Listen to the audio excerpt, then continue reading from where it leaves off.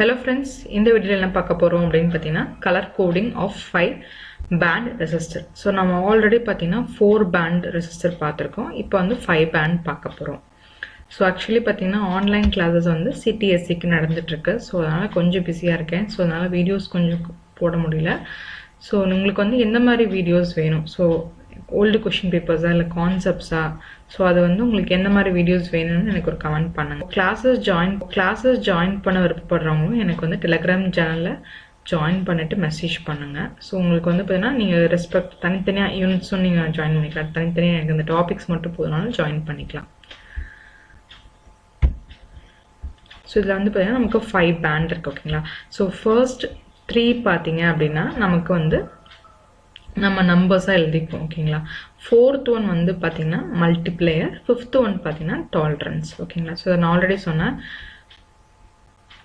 black 0, brown 1, redங்கிறது 2, orangeங்கிறது 3, yellowங்கிறது 4, greenங்கிறது 5, blueங்கிறது 6, violetங்கிறது 7, grayங்கிறது 8, whiteங்கிறது 9.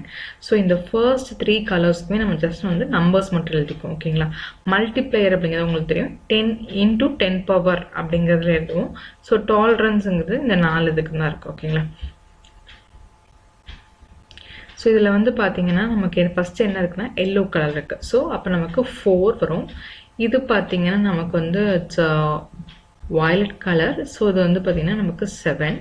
so இது வந்து பாத்தீங்கன்னா black பாத்தீங்கன்னா 0 ஓகேங்களா. அடுத்து பாத்தீங்கன்னா brown.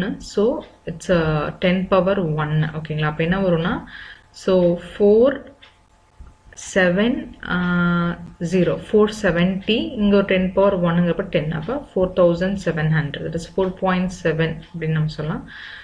4.7 கிலோ ஓம் கூட சொல்லலாம் ஓகேங்களா. சோ டாலரன்ஸ் பாத்தீங்கன்னா இது brown கலர்ங்காட்டி நமக்கு 1% இருக்கும் ஓகேங்களா. so this is how you'll read a resistor அப்படினு சொல்லலாம் ஓகேங்களா. சோ இந்த resistor reading அப்படிங்கிறது ரொம்ப ரொம்ப இம்பார்ட்டன்ட்டான டாபிக் ஓகேங்களா.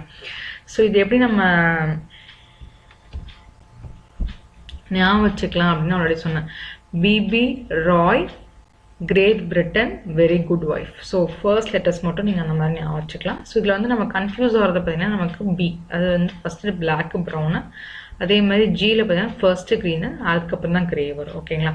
ஸோ உங்களுக்கு ஏதாவது டவுட்ஸ் இருந்தால் கமெண்ட் செக்ஷனில் கமெண்ட் பண்ணுங்கள். கண்டிப்பாக லைக் பண்ணுங்கள், ஷேர் பண்ணுங்கள், சப்ஸ்கிரைப் பண்ணுங்கள். தேங்க்யூ.